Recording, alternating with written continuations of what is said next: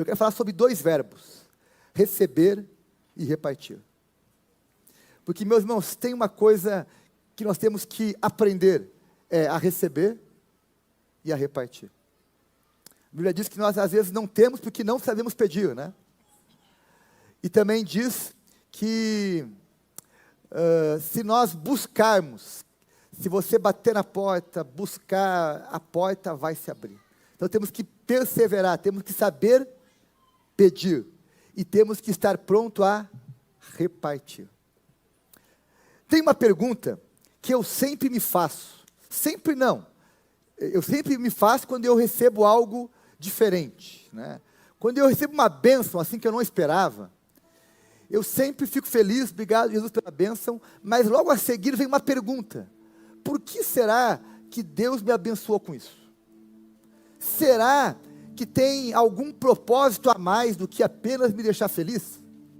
Será que essa bênção é para mim repartir com alguém? Será que essa bênção, ela tem consequências na vida de outras pessoas, da igreja, enfim, da obra de Deus? Tu já se perguntou sobre isso?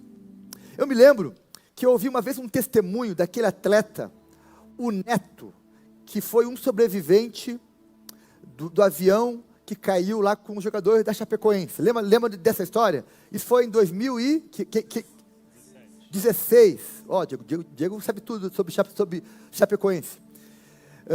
E ele deu um testemunho que eu fiquei muito impressionado, porque ele disse o seguinte: eu fiquei muito tempo fazendo a seguinte pergunta: por que eu sobrevivi e os meus amigos morreram?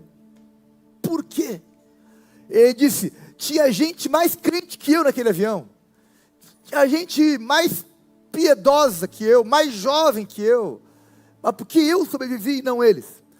Bom, a resposta é: eu não sei a resposta, mas eu confio que Deus sabe, né? Eu confio que Deus tem um propósito. Eu sei que não foi porque eu sou melhor que os outros, porque Deus me ama mais que os outros, mas Deus tem algum propósito que eu tenho que ainda viver, cumprir, e eu quero viver isso. Em resumo, foi esse o testemunho dele. E essa pergunta é uma pergunta que você tem que se fazer muitas vezes. Sempre que você estiver muito feliz com aquilo que Deus tem te dado, pergunte: Deus, o que está por trás disso? O que o Senhor, como o Senhor quer que eu reparta isso? Como o Senhor quer que eu divida isso? Enfim, essa é uma pergunta que nós temos que se fazer constantemente. Porque aquilo que Deus nos dá, não é só para o nosso bem-estar. Sempre é para abençoar mais pessoas, a obra de Deus e outras coisas mais. Então pense nisso. Amém, gente? Quanto mais, eu me lembro de uma fala do Ismar para Ilana, né? Ilana, que tu seja a maior dizimista da igreja, que tu ganhe muito dinheiro, que tu ganhe milhares, milhões, enfim, né? Porque, enfim, assim tu vai ser feliz, vai abençoar muita gente. E realmente, um coração disposto a repartir vai ser um coração pronto para receber. Porque quem não sabe repartir, meus irmãos, quando receber não vai saber honrar a bênção que recebeu de Deus. Então, é importante sim aprender a receber e aprender a repartir. Qual foi a maior oferta que você já deu na sua vida? Qual foi? Eu uma vez dei meu carro inteiro, toma lá. Fiquei a pé 1 ano, mas dei meu carro. Uma vez eu dei toda a minha poupança que eu tinha. Não era lá grande coisa, né? Mas ok, era tudo que eu tinha guardado. Mas, meus irmãos, eu tenho aprendido que a gente pode crescer nessa área. Uma vez, eu me lembro, faz vários anos isso, em Porto Alegre, a nossa igreja tinha uma entrada mensal, na época, de R$40 mil. Isso faz, sei lá, uns 15 anos, sei lá, 12, 13 anos, não sei quanto tempo faz.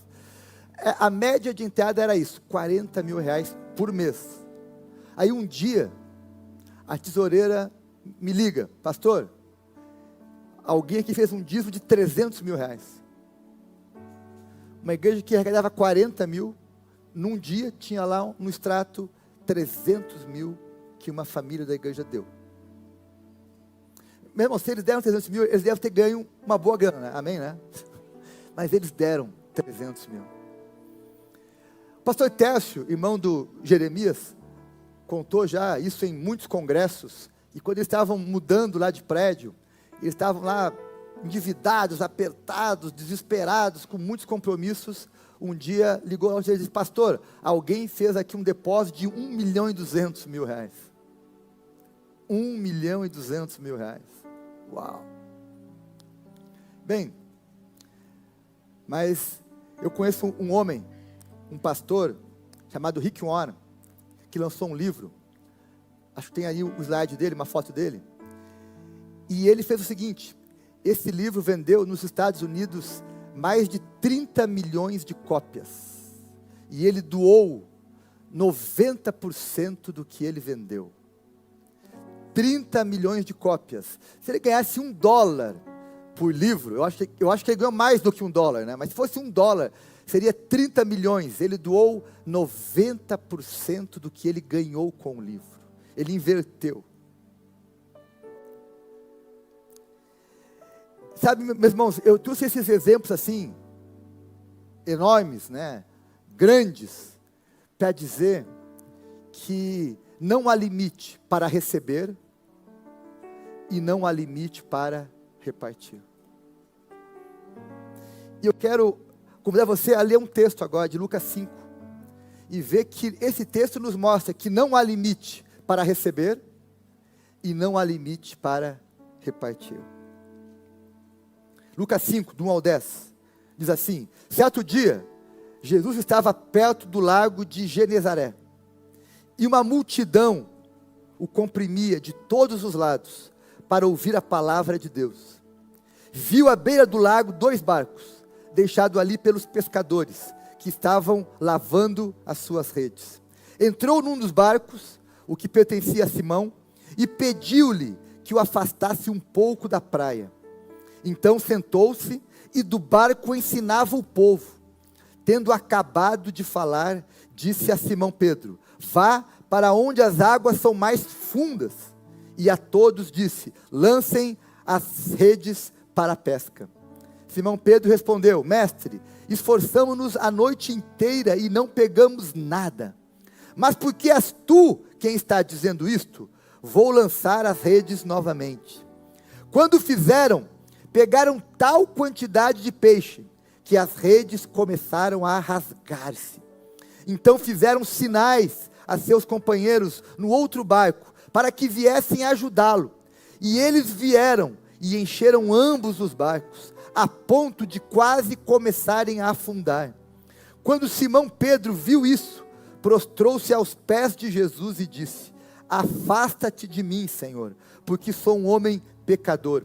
Pois ele e todos os seus companheiros estavam perplexos com a pesca que haviam feito, como também Tiago e João e os filhos de Zebedeu, sócios de Simão. Então Jesus disse a Simão: não tenha medo, de agora em diante você será um pescador de homens. Amém?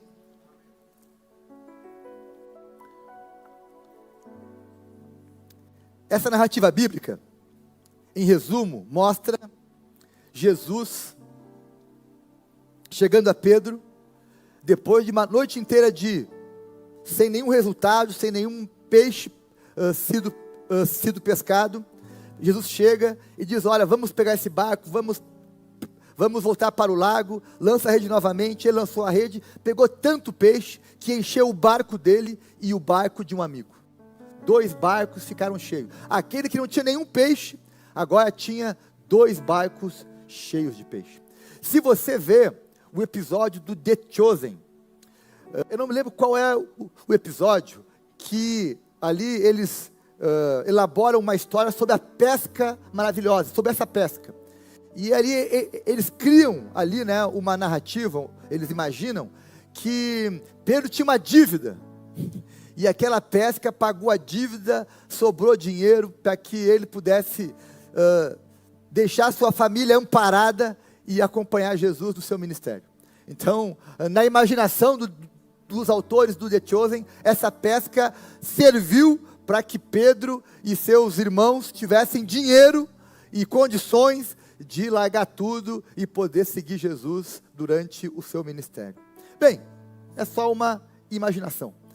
Mas o fato é que a história diz: Jesus chegou naquele lugar e Pedro ficou cheio de peixe. Agora, o que eu quero pontuar com vocês? Quero trazer vocês a olhar para o texto. Eu quero primeiro que vocês olhem o que aconteceu com Pedro antes de Pedro receber a bênção. O que acontece aqui no texto antes de Pedro pescar aquela multidão de peixes, aquela quantidade de peixes. Acontecem 3 coisas, pelo menos. A primeira coisa que acontece: Pedro emprestou seu barco para Jesus. A história começa dizendo que Jesus entrou num dos barcos, o barco de Pedro, que era de Simão Pedro, para fazer uma pregação. Jesus chegou à beira do rio com uma multidão de gente seguindo ele, diz o texto. Aí ele diz: bem, da onde que esse povo vai me ouvir? Do barco. Pedro, posso entrar no teu barco? Pode. Ele foi no barco, e do barco ele começa a falar, e vai pregando. O texto não diz quanto tempo durou aquilo. Talvez tenha durado 1 hora, 2 horas, enfim, não sei. Mas teve um tempo ali que Jesus usou o barco de Pedro. Meus irmãos, quando eu olho para a vida de Jesus, eu fico impressionado, porque Jesus precisou pegar emprestado muitas coisas. Jesus pegou emprestado o barco de Pedro, pegou emprestado um jumento para entrar em Jerusalém, pegou emprestado uma casa para fazer a última ceia com seus discípulos, até o sepulcro foi emprestado, até o túmulo foi emprestado. Jesus, dele mesmo, só a cruz, não tinha nem onde repousar a cabeça, diz o texto, mas ele tomou emprestado algumas coisas. E sabe o que isso me diz, meus irmãos? Que você e eu também podemos emprestar muitas coisas para Jesus. Você pode, por exemplo, emprestar a sua casa para Jesus, para receber lá alguém, fazer um culto na tua casa, fazer um pequeno grupo, fazer lá um discipulado. Você pode emprestar o teu sofá, para que alguém vá na sua casa, sentar ali com você, orar com você, ler a Bíblia. Você pode emprestar o teu carro, para dar uma carona para alguém, trazendo para a igreja, levando em casa, enfim, dando apoio. Você pode emprestar o teu instrumento musical para servir ao Senhor e tocar e abençoar outras pessoas. Você pode emprestar o teu computador trabalhando ali, usando o teu tempo para fazer coisas ótimas para a obra de Deus. Enfim, você pode emprestar muitas coisas para o Senhor. Pedro começou aquele dia marcante, aquele dia que mudou a vida de Pedro. Começou com simples gestos. Jesus, o barco está à tua disposição. Ei, Gerê, posso dizer: Jesus, a minha casa está à tua disposição. Diego, posso dizer para Jesus: Jesus, meu carro está à disposição, eu posso usar ele na tua obra. Ricardo pode dizer: Jesus, meu sofá aqui, minha mesa, está à disposição para receber alguém. E assim por diante. Eu quero emprestar, eu quero colocar à disposição de Jesus o que eu tenho, o que eu sei e o que eu posso fazer. O texto também diz que antes do milagre teve uma outra atitude que aconteceu no texto, que está no verso 4. O verso 4 diz que Jesus disse: bem, quando acabou ali o culto, né, a palestra, a pregação, ele disse: Pedro, vamos dar agora um passeio de barco. Imagina, Jesus, vamos dar um passeio de barco. Bora passear de barco, vamos. Agora é o seguinte, nós vamos não para aquele lado ali, nós vamos para aquela parte que é mais funda, lá onde não dá pé, lá onde tu não foi ainda, é para lá que eu quero ir, Pedro. E ele levou Pedro para a parte mais funda. Meus irmãos, será que não tem peixe em outro lugar? Por que Jesus usou essa expressão, vá para a parte mais funda? Quando eu penso nesse texto, eu me lembro de Ezequiel 47, eu me lembro. É a mesma figura. Ezequiel 47 diz, a visão de Ezequiel, que ele começa andando por um rio com águas pelos tornozelos. E aí ele caminha mais um pouco, e daqui a pouco tem água no joelho. E daqui a pouco ele vai mais um pouco, Rodrigo, e tem água na cintura. Até que chegou uma hora, Vivian, que não tinha mais pé. Era água funda demais, não tinha mais onde nadar, e era águas profundas. Meus irmãos, isso é uma boa metáfora da profundidade que Jesus espera de nós. Jesus quer nos tirar do raso e nos guiar para águas mais profundas. Jesus quer nos tirar, por exemplo, de ser alimentado com um versículo de caixinha de promessa, para ter uma experiência de estudar a Bíblia profundamente. Jesus quer nos levar, quer nos tirar da experiência de fazer uma oração de 15 segundos, para fazer uma oração prolongada. Ele quer nos levar para experiências de sair da igreja e falar de Jesus lá na rua. Enfim, Ele quer nos levar para experiências mais profundas. Amém, meus irmãos? Há um convite, há uma jornada. Saia do raso. Comece com água no tornozelo, mas não fique ali. Se arrisque e vá nadar nas águas profundas. Tem uma canção que diz, né, existe um rio. Lembra aquela, Rodrigo? Como é que canta para nós um pedacinho dela? Quero beber do teu rio, Senhor, sacia minha sede, lava o meu interior. Eu quero fluir em tuas águas. Eu quero beber da tua fonte, fonte de águas vivas. Igreja Sião, ei povo, olha para mim aqui, ó. Há um convite de Jesus: venha para as águas mais profundas. Saia do raso e busque águas mais profundas. Mas antes da pesca, antes do peixe, do milagre, houve ainda uma terceira atitude. Pedro lançou as redes novamente no verso 5. No verso 1 ali começa dizendo que Pedro estava lavando as redes. Eu falei sobre isso ontem. Não é hora de lavar as redes. Mas Pedro já tinha desistido, estava lá lavando as redes.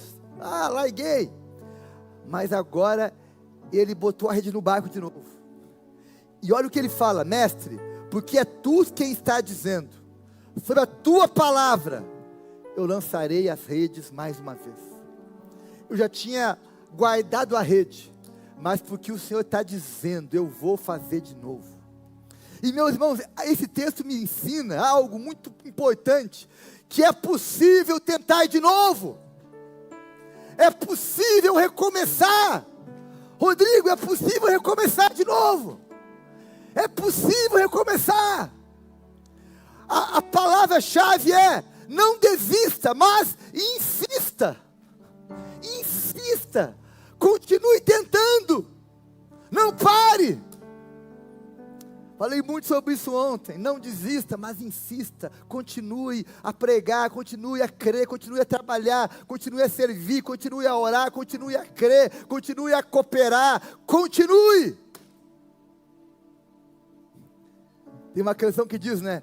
Quem mandou largar a rede? Quem mandou parar? Não é hora de parar não, gente. Não é hora de lavar a rede. É hora de lançar a rede mais uma vez. É hora de lançar as redes. Quem mandou largar a rede? Quem mandou você parar? Quem mandou você parar? Volte para o mar alto, no lugar da tua vergonha eu vou te honrar. De novo. Quem mandou largar a rede? Quem mandou você parar? Volte para o mar alto, no lugar da tua vergonha eu vou te honrar. Filho, eu vou te honrar. Então, antes de Pedro receber a bênção, receber peixes muito mais do que ele esperava e imaginava, ele viveu algumas experiências. Ele emprestou o seu barco para Jesus, ele navegou até águas mais profundas e ele lançou as redes novamente. Isso foi o que houve antes do milagre. Agora, o que aconteceu quando Pedro recebeu a bênção? O que aconteceu quando ele pegou aquela quantidade enorme de peixe? Versos 6 e 7. Quando o fizeram, pegaram tal quantidade de peixe, que as redes começaram a rasgar-se. Então fizeram sinais em seus companheiros no outro barco, para que viessem ajudá-los. E eles vieram e encheram ambos os barcos. O que Pedro fez quando recebeu a bênção? Bênção recebida, Flávio, bênção repartida. Ato contínuo. É muita coisa para mim. Eu vou repartir isso. Eu vou abençoar outras pessoas com isso. E essa é um bom princípio que eu queria que você guardasse. Bênção recebida, bênção repartida. Amém? Vamos fazer isso junto? Bênção recebida, bênção repartida. É desse jeito. É desse jeito. Bênção recebida, bênção repartida. Ei, igreja, reparta. Reparta o teu conhecimento, por exemplo. Aquilo que você aprendeu do Senhor, da vida, não guarda para você, reparta com outros. Reparta. Ensinar, Dineiser, em resumo é o quê? Repartir o que eu sei. Em resumo é isso. Reparta o que você sabe. Reparta o que você sabe fazer na obra de Deus, na vida, no trabalho, na sociedade. Reparta. Reparta. Reparta as suas experiências. Reparta a tua sabedoria adquirida com a vida. Reparta. Meus irmãos, por trás de cabelos brancos, por trás de uma pele enrugada, tem muita experiência, tem muita vivência. Reparta, reparta isso, reparta as suas habilidades, ensine outros a fazer o que você sabe fazer bem. Reparta, reparta as suas habilidades. Meus irmãos, uma das coisas que mais me dá alegria na vida é repartir o que eu sei fazer, o que eu aprendi, repartir o que eu tenho. Isso me dá alegria, porque o que Deus me deu não é só para mim. Se for só para mim, vai morrer comigo, e não pode morrer comigo. Eu tenho que repartir. Então reparta, reparta, reparta teus recursos, reparta as tuas roupas. Às vezes nós temos lá em casa muita roupa, muito calçado. Reparta com alguém, faça um desapega lá.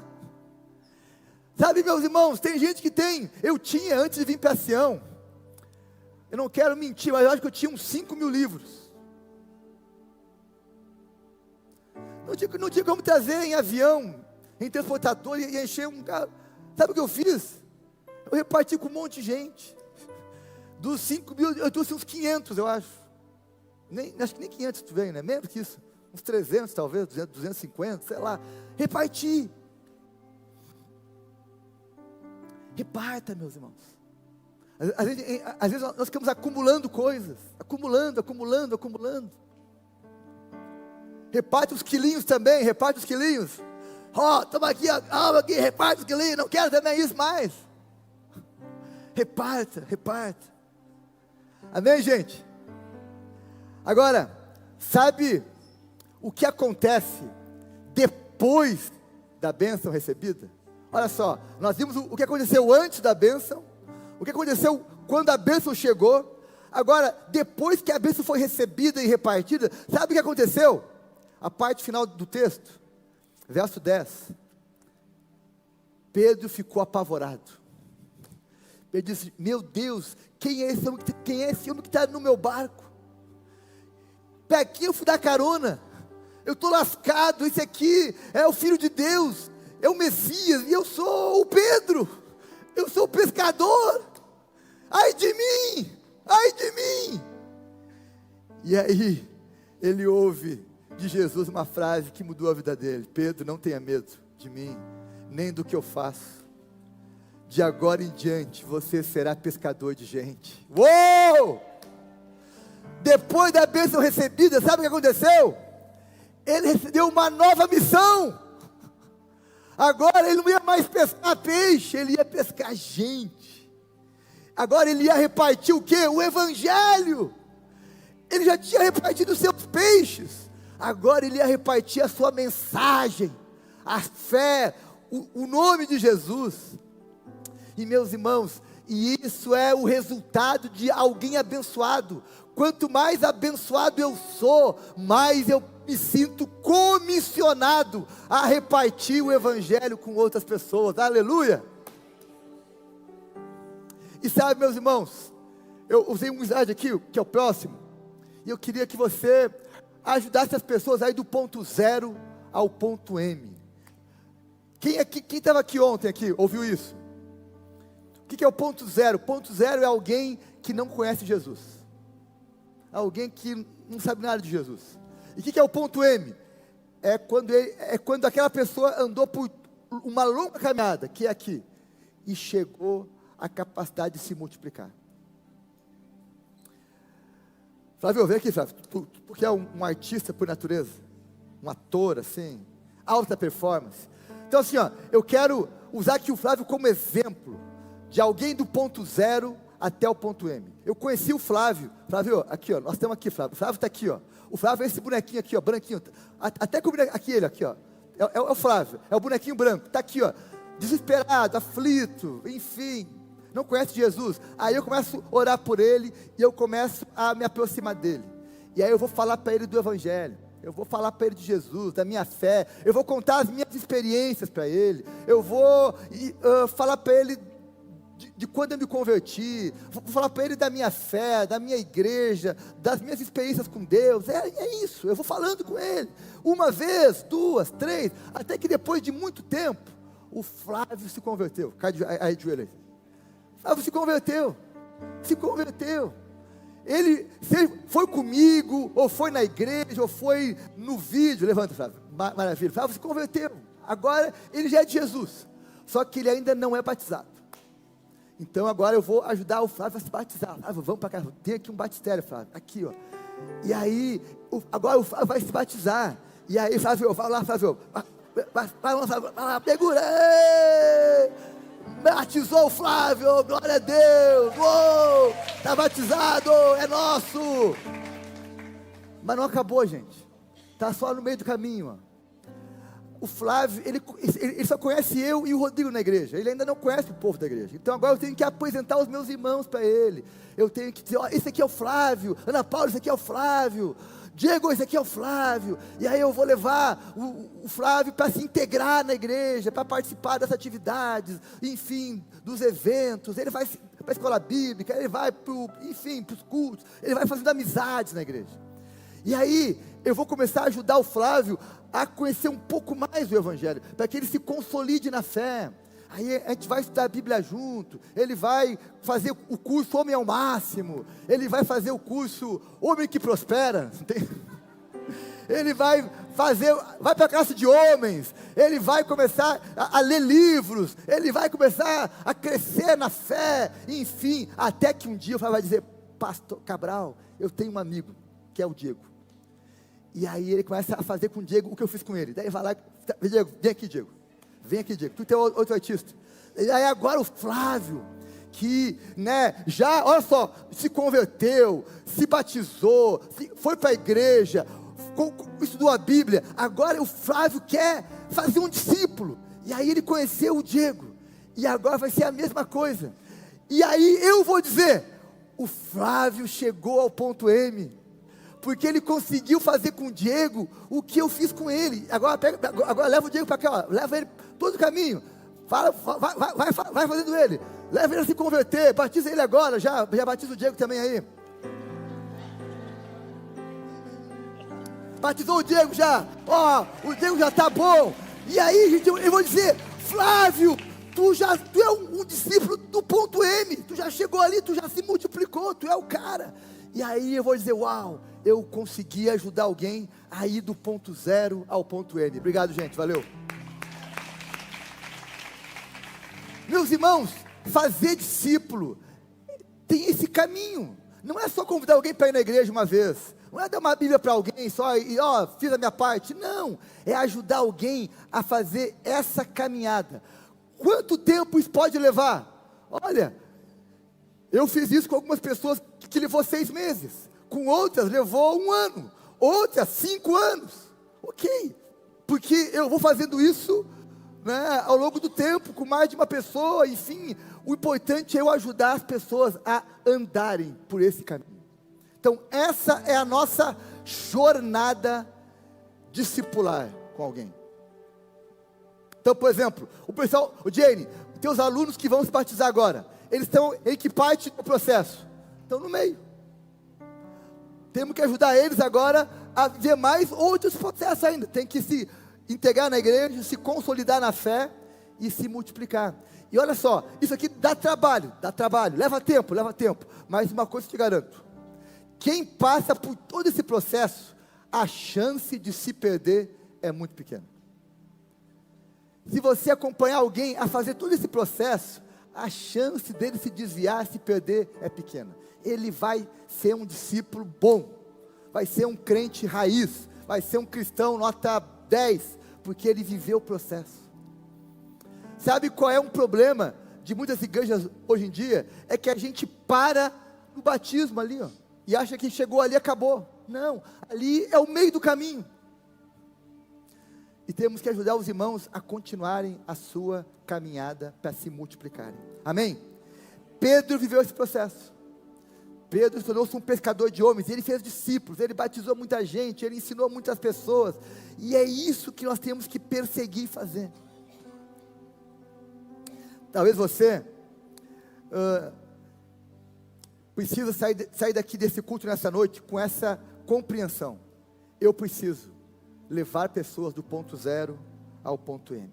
Amém, meus irmãos? Eu quero terminar. A banda, pode chamar a banda para vir para cá? A gente vai ter um tempo de ministração. Dizendo para você o seguinte: que eu queria propor para você um compromisso com Deus hoje. Bem simples, mas bem sério. Qual é o compromisso que eu quero propor para você? Que aquilo que você receber, você vai repartir.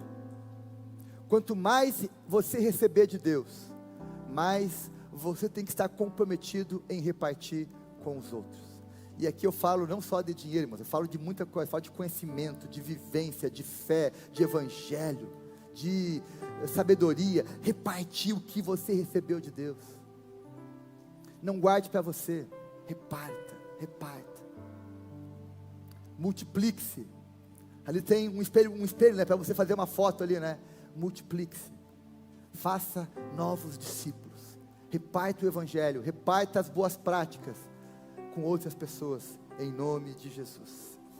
E eu creio, meus irmãos, eu creio que nós vamos viver na Sião um tempo de receber e de repartir, amém? Eu creio que nós vamos receber muito de Deus. Eu creio que Deus vai nos visitar, vai nos dar muito, de todas as áreas, vai nos dar muito de dons, de talentos, de habilidades, de resposta de oração, de milagres, de unção, de cura, de recurso financeiro, enfim, eu creio que Deus vai nos dar muito, e nós vamos ter muito para repartir em nome de Jesus, porque o que eu quero não é só para mim, eu não quero só reter, mas eu quero receber, celebrar e repartir. Amém?